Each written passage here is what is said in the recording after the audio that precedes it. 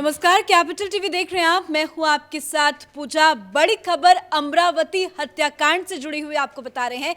जब से इस पूरे मामले की जांच एनआईए कर रही है, तब से बड़े बड़े और चौंकाने वाले खुलासे हो रहे हैं। बड़ी जानकारी आपको बता दें, इस पूरी हत्या का मुख्य मास्टरमाइंड इरफान खान को 17 जुलाई तक के लिए एनआईए की कस्टडी में भेज दिया गया है। कल ही नागपुर से इरफान खान की गिरफ्तारी हुई थी और एक बड़ी जानकारी ये सामने आ रही है कि उमेश का एक खास दोस्त, जिसका नाम यूसुफ बताया जा रहा है, उसने ही नुपुर शर्मा के समर्थन वाले पोस्ट को अलग अलग सोशल मीडिया के जरिए वायरल किया था। इस बड़ी खबर में और क्या कुछ जानकारी है वो आपको बताएंगे। हमारे साथ न्यूज रूम से जुड़े हुए हैं कैपिटल टीवी के editor in chief doctor Manish Kumar. अब तक की क्या कुछ ताजा अपडेट?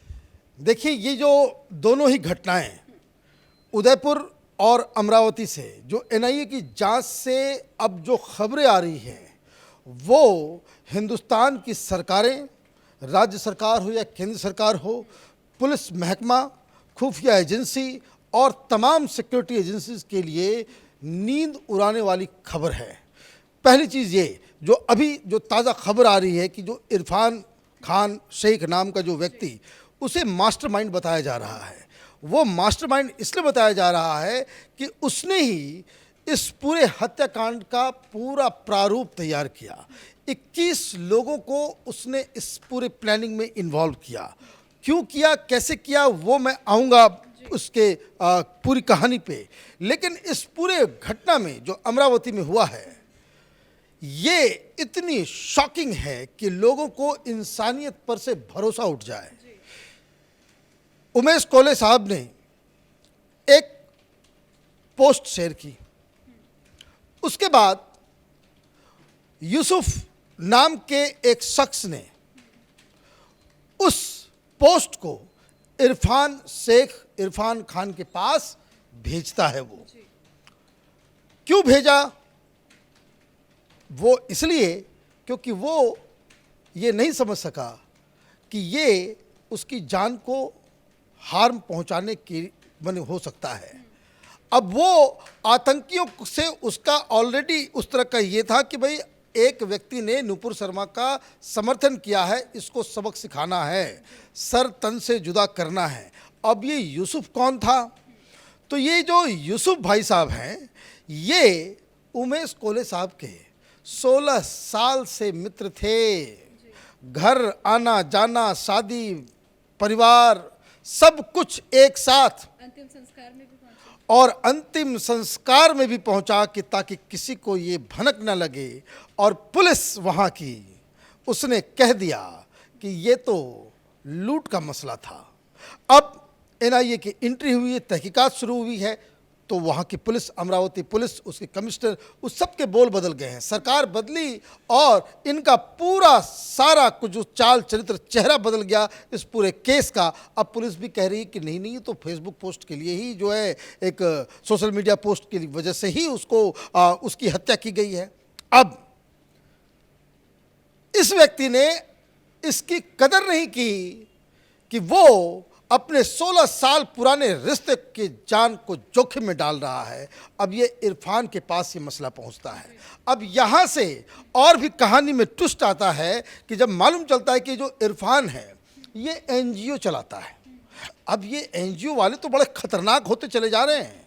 एनजीओ के ऊपर से तो पूरे सिस्टम का भरोसा उठ रहा है, क्योंकि ये कुछ दिनों पहले तक इसके पास ज़्यादा कुछ पैसा वगैरह नहीं था, लेकिन अचानक से ये सारे एनजीओ उसमें ऑपरेट करने वाले, एम्बुलेंस आ रहा है, सारी चीज़ें आ रही है, पैसा आ रहा है। अब एनआईए इसकी तहकीकात कर रही है कि इसके पास फंडिंग कहाँ से आ रही है। तो फंडिंग का ये मालूम चल रहा है कि फंडिंग पाकिस्तान से भी आया, वेस्ट एशियन कंट्री से भी आया। अब इतना बड़ा नेटवर्क, और काम क्या कर रहा है ये? एनजीओ खोला हुआ है, पैसे बाहर से आ रहे हैं और वो स्लीपर सेल क्रिएट कर रहा है। इस पूरे वाकया में 21 लोग इन्वॉल्व हैं, 7 डायरेक्टली, बाकी सब इनडायरेक्टली। तो ये एक ऐसा मसला है कि स्लीपर सेल्स तो स्लीपर सेल्स हैं। इन्होंने तो अमरावती में अंजाम दे दिया, अलीगढ़ में भी होगा, लखनऊ में भी इस तरह के स्लीपर सेल होंगे, इस तरह के स्लीपर सेल भागलपुर में भी होगा, मुंबई के अंदर भी होगा, पुणे में भी होगा। देश के किसी भी शहर में इस तरह के स्लीपर सेल मौजूद हैं, ये खतरा ये अब साफ साफ नजर आ रहा है। क्या ये कहा जाए कि जिस तरह से आपने दोस्ती का जिक्र किया कि यूसुफ उमेश के काफी क्लोज फ्रेंड्स थे और उनका स्क्रीनशॉट लेके उन्होंने अलग अलग मुस्लिम समुदाय में उस चैट्स को वायरल कराए, ये अगर ये चैट्स वायरल नहीं होते तो उमेश की हत्या नहीं होती? बिल्कुल नहीं होती। मैं आपको बताऊं, एक और डॉक्टर की कहानी आ रही है, उसने भी इस तरह की चीजें व्हाट्सएप पोस्ट में लिखा, वो माफी मांग रहा है। वो माफी, अब सारे लोग, तो इसका मतलब है इस देश में आप कोई पोस्ट जो है आप फॉरवर्ड नहीं कर सकते, अपनी दिल की बात, अपनी मन की बात आप बोल नहीं सकते, नहीं तो इस तरह के स्लीपर सेल्स के पास कोई भेज देगा और आपकी हत्या कर दी जाएगी, सरतन से जुदा कर दिया जाएगा। अब ये कहानी कितनी सिमिलर है कन्हैया लाल से। कन्हैया लाल का लोकेशन किसने दिया? कन्हैया लाल का लोकेशन कि वो यहाँ पे है, जब लोग ढूंढने लग गए भाई ये आदमी कौन है, नहीं है, इसने नूपुर शर्मा के समर्थन में पोस्ट डाला है, तो ये बताने वाला भी उसका दोस्त ही निकला। और वहां पे भी पूरी मीटिंग, पूरी प्लानिंग हुई उदयपुर में भी, और वहां पे भी 8-10 लोगों की मीटिंग होती है जिसमें गौस मोहम्मद अपने आप को वॉलंटियर करता है कि ये काम, गर्दन काटने का काम जो है वो मैं करूंगा। और चाकू कहाँ से आ रहा है? चाकू कानपुर से ये दोनों चाकू को वहाँ से लाया जाता है और उदयपुर में उसे शार्प किया जाता है। और उसके बाद इस जघन्य अपराध को अब उदयपुर में एक और कहानी निकल रही है। उदयपुर में मालूम चल रहा है कि एनआईए ये कह रही कि अब तक उनके पास वो जो लिस्ट आई है कि 40 लोगों के स्लीपर सेल में इन्वॉल्व होने की संभावना है। अब ये समझिए कितनी बड़ी ये घटना घट रही है। उदयपुर में भी स्लीपर सेल, अमरावती में भी स्लीपर सेल, तो कल इंदौर में भी स्लीपर सेल निकलेगा, भोपाल में भी निकलेगा, दिल्ली में भी निकलेगा।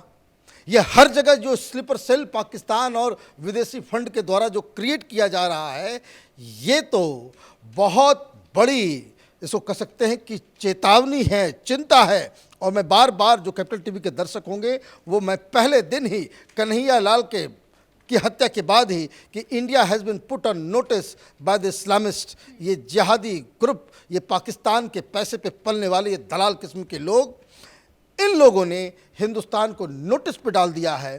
तो ये अमरावती की भी घटना घटी, इधर भी घटी, और भी कई लोगों को थ्रेट्स मिल रहे हैं, इस तरह की जानकारी आ रही है। ये हर जगह ये इस तरह का कारनामा होगा और यही सबसे बड़ी चिंता है। जो लूटपाट को लेकर बता रहे हैं कि लूटपाट हुई, इस वजह से उसकी हत्या की गई, लेकिन जो पोस्टमार्टम रिपोर्ट आज सामने आया है, क्या वो उनका जवाब दे पाएंगे? इतनी बेरहमी से हत्या की गई, पोस्टमार्टम रिपोर्ट में तो कई खुलासे हुए। देखिए, मारने का स्टाइल सेम है, और जो लोग टेररिज्म को समझते हैं, उस पर एनालाइज करते हैं, उसके ऊपर रिसर्च करते हैं, they have a very distinct way of killing. ये नक्सली, ये आईएसआईएस, ये अलकायदा, ये अलग किस्म की उसको हत्या करने की विधि भी इनकी अलग है। आपने देखा होगा जब आईएसआईएस इराक में तबाही मचा रहा था, तो वो लोगों की गर्दनें काट के, गर्दन से वो सिर्फ सिर को वो चौराहे पे टांगते थे। इस तरह के वीडियोस उस समय बहुत आते थे। क्यों करते थे? ये this beheading is what is, उसका वो तरीका है उनका।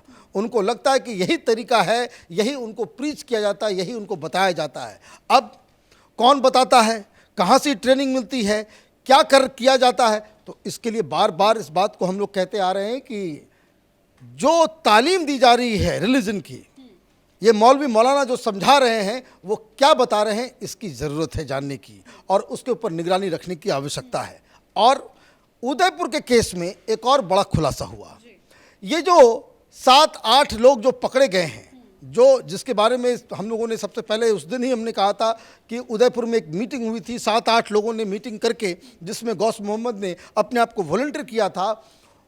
उन लोगों के मोबाइल को जब सीज किया गया तो उसमें पाकिस्तानी मौलवी मौलानाओं के कई सारे वीडियोस निकले हैं, और सब इसी प्रकार के हैं कि किस तरीके से क्या करना है, नहीं करना है। तो एक बहुत ही डिस्टर्बिंग ट्रेंड इन 2 घटनाओं से। लेकिन ये 2 घटना ये आखिरी घटना हो, इसके लिए सरकार को सचेत रहना पड़ेगा। ये उद्धव ठाकरे सरकार की तरह नहीं कि आपने इस चीज़ को बंद कर दिया, लूट बता दिया, आपने कह दिया कि नहीं नहीं नहीं नहीं, ये तो सब कुछ जो देश में गंगा जमुना तहजीब है और ये सारे लोग हिंदू मुसलमान ईद होली दिवाली सब एक साथ मनाते हैं और यहाँ हत्याएं हो रही है। हत्या जब होती है रिलीजन के नाम पे, आप कह देते हो कि भाई ये लूट मचा हुआ है। तो ये इस तरह के लोग भी, जज साहब को देखिए, सुप्रीम कोर्ट के जज साहब ने तो एक तरीके से ये कह दिया कि भाई वो तो ठीक है, वो जो मौत हो रही है, जो मारा जा रहा है, उसके लिए नुपुर शर्मा जिम्मेदार है। तो ये जब आप इस तरीके से कवर फायर देंगे इस तरह के एलिमेंट्स को, तो ये घटनाएं कहीं भी होगी। जी, पहले तो इस मामले को छुपाया गया, लेकिन अमरावती से जो सांसद है नवनीत राणा, वो खुलकर सामने आ रही है। बकायदा वो सरकार से मांग की भी गुहार लगा रही है। उन्होंने 2-3 पुलिस अफसर्स के कई नाम के खुलासे किए हैं, उन पर सख्त कार्रवाई की बात हो रही है। क्या ये पॉसिबल है? देखिए, नवनीत राणा को सैल्यूट करना चाहिए कि शी इज द वन जिन्होंने इस अमरावती के केस को हाईलाइट किया। अदरवाइज अभी सरकार बनाने की प्रक्रिया चल रही है, सरकार आ रही है जा रही है, सारे लोगों का दिमाग उधर ही था। सरकार बदलते ही, जैसे ही उद्धव ठाकरे का इस्तीफा हुआ, नवनीत राणा ने मोर्चा संभाल लिया। और नवनीत राणा पहली वो पब्लिक फिगर थी जो सामने आकर के उन्होंने कहा कि यहाँ पे उदयपुर जैसी घटना हुई है और इसको छुपाया जा रहा है। और जिन जिन पुलिस अधिकारियों का नाम वो बता रही हैं, उन लोगों को तो सस्पेंड इमीडिएटली करना चाहिए ही चाहिए। वो एसएचओ, उसके ऊपर एसपी, एसएसपी, जो तमाम महकमा है जो इन सब चीज़ों को लेकर वो सीरियस नहीं था, मामले को दबाने की कोशिश में जुटा हुआ था, उनको गिरफ्तार करना चाहिए, उनसे पूछताछ होनी चाहिए और ये पूछना चाहिए कि आपने ये कुकर्म, ये इंटरनल सिक्योरिटी को जेपटाइज करने का ये जो आपने कुकर्म किया है, ये किसके कहने पे, किसके आदेश पे? क्या शरद पवार ने आदेश दिया था? क्या होम मिनिस्टर ने आदेश दिया था? क्या मुख्यमंत्री ने आदेश दिया था? किसके कहने पे आपने ये कुकर्म किया? इसका भी पर्दाफाश होना जरूरी, क्योंकि आप ये समझ लीजिए, ये जो तमाम एनजीओ के नाम पे एंटी नेशनल गतिविधि करते हैं हिंदुस्तान में, उन सबको पॉलिटिकल सह मिला हुआ है। उनको एक बाकायदा बचाने के लिए जो है कि पूरा तंत्र खड़ा है। इस तंत्र में कौन कौन से लोग हैं, कौन कौन पॉलिटिकल पार्टीज हैं, कौन कौन सी सरकारें हैं, कौन कौन से अधिकारी हैं, इन सब का पर्दाफाश। आप इस बीमारी से अगर आपको बचना है कि ये कन्हैया लाल और उमेश की तरह किसी की और मौत ना हो, तो ये पूरे नेटवर्क के खिलाफ आपको काम करना पड़ेगा। चाहे उसमें हिंदू हो, मुसलमान हो, कोई पॉलिटिकल पार्टी हो, किसी पॉलिटिकल पार्टी का लीडर हो, इन सब को बाकायदा सख्त कार्रवाई होनी चाहिए। लेकिन नवनीत राणा ने इस मसले को उठाया, इसके पहले तो इस मसले के बारे में किसी को जानकारी नहीं थी, और ऐसे कई घटनाएं होती है जिसकी सूचना मीडिया तक नहीं आती, ना सरकार उसको लेकर कुछ बोलती है। तो जो चुप रहते हैं उनके खिलाफ भी तो एक्शन होना चाहिए। बिल्कुल होना चाहिए। देखिए, ये हिंदुस्तान एक ऐसे मुहाने पे है, एक टेलीविजन डिबेट के जरिए हिंदुस्तान के अंदर, ये कोई एक दिन में तो नहीं बना। नुपुर शर्मा के कहने पर, ये तो जज साहब से ये सवाल जवाब करना चाहिए, जिन्होंने भाषण तो दे दिया, अब उनका जवाब कौन देगा कि उदयपुर में स्लीपर सेल मिल रहा है, अमरावती में स्लीपर सेल मिल रहा है। तो ये स्लीपर सेल क्या नुपुर शर्मा के बयान के बाद बनाया गया कि या ये पहले से ही चल रहा है? स्लीपर सेल बनाने में सालों की मेहनत होती है, एक बिल्कुल ही सीक्रेट ऑपरेशन होता है। और स्लीपर सेल ऑपरेट कैसे करता है ये भी आप समझ लीजिए कि कहीं कोई वारदात देनी है। अब आप देखिए कि बॉम्ब ब्लास्ट करना है तो किसी के पास डिटोनेटर होगा, किसी के पास विस्फोटक होगा, किसी के पास कुछ होगा, किसी के पास कुछ होगा। और जब ये पाकिस्तान से आदेश आता है, ये आदेश कहाँ से आया? ये आदेश कहाँ से आया कि कन्हैया लाल को मार देना है? ये आदेश तो पाकिस्तान से आया, ये तो फुल्ली कंफर्म हो चुका है ये न्यूज़। तो ये जो वहाँ से आदेश आता है कि भाई अब आपको यहाँ पे ये काम करना है, तो वो जिसके पास स्प्रिंग है, जिसके पास विस्फोटक है, जिसके पास डिटोनेटर है, वो सब इकट्ठा हो जाते हैं और एक व्यक्ति को चिन्हित कर दिया जाता है और बाकी सब अपने अपने घर पे चले जाते हैं। तो आपके आसपास चारों तरफ इस तरह के खतरनाक लोग घूम रहे हैं और इसके पीछे सालों की मेहनत लगती है, तब कहीं जाकर के इस तरह के नेटवर्क का को क्रिएट किया जाता है। तो इसलिए ये कह देना सिर्फ कि नुपुर शर्मा के बयान की वजह से ये बवाल मच रहा है, ये मूर्खतापूर्ण बयान है जिसको कंडेम करना चाहिए। इस तरह के लोग आतंकवाद को, जिहाद को और हिंदुस्तान में कट्टरपंथी विचारधारा को वो बाकायदा इनकरेज करने में जुटे हुए हैं। शुक्रिया जानकारी के लिए। तो चाहे वो अमरावती की घटना हो या उदयपुर की घटना हो, दोनों ही घटनाओं से ऐसे ऐसे चौंकाने वाले खुलासे सामने आ रहे हैं जिसको सुनकर सभी कोई हैरान है। बता दें आपको, दोनों ही केस की जांच एनआईए कर रही है। अब देखना होगा कि एनआईए के जरिए आगे क्या कुछ खुलासे होते हैं। दोनों ही मामले पे कैपिटल टीवी की नजर बनी हुई है। इस बड़ी खबर में मेरे साथ फिलहाल इतना ही। कैमरा पर्सन रवि के साथ मैं पूजा, कैपिटल टीवी।